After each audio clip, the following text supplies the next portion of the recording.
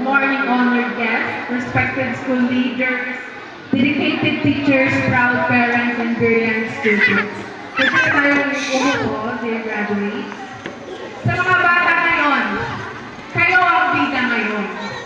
Sabihin niyo sa mga kapatid ko, ikaw ang bida ngayon. Ayaw ang bida ngayon. Sino sa inyo ang may matatanggap na awards and medals? Raise your hands. Dami naman.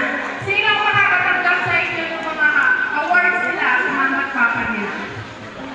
Wala? Walang magbibig, walang incentive kay mama at saka kay papa? Mami naman. Sino sa inyo pinaragsak sa kakanda mag-graduate? Sino ninyayo masaya? Palakpakan tayo ng sarili tayo. Palakpakan tayo ng parents and teachers tayo. Sabihin natin sa kanila, salamat po kayo. Because this one is the beginning of your milestone. This is the day you will remember for the rest of your lives.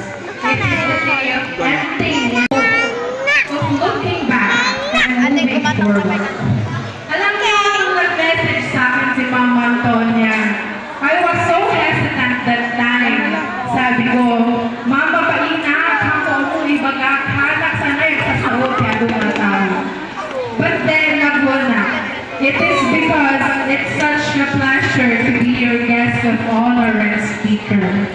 And to share some of my small and not so big achievements in life. Just to inspire you, dear graduates, I graduated in 2010 and 15 years has passed. Nagbayag-gaya. So, pwede po natin basahin ang tema natin for this graduation. Sabay-sabay din graduate. Henerasyon sa pagkakaisa, kaagapay sa bagong Pilipinas. Basahin natin ulit. Henerasyon sa pagkakaisa, kaagapay sa bagong Pilipinas. Sino sa inyo ang naniniwala sa pagkakaisa?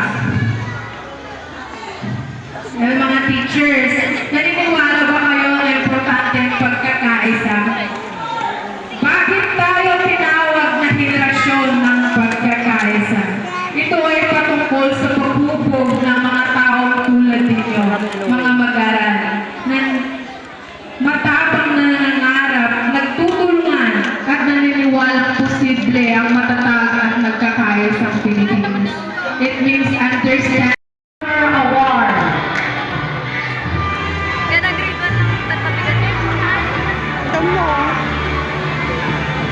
Asan na yun?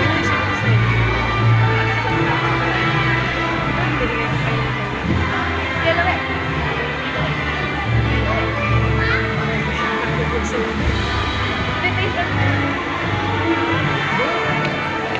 Admiral Natalie K.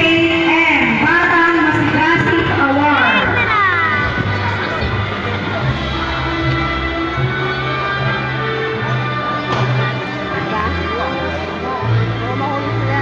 Pagkatapos ng mga graduate.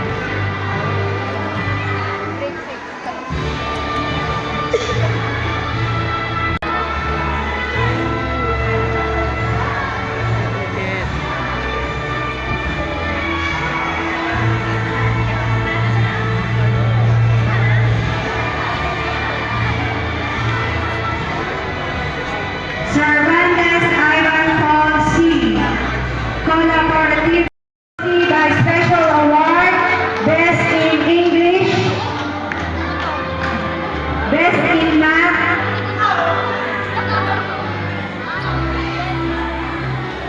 Best in Math, Leadership Award,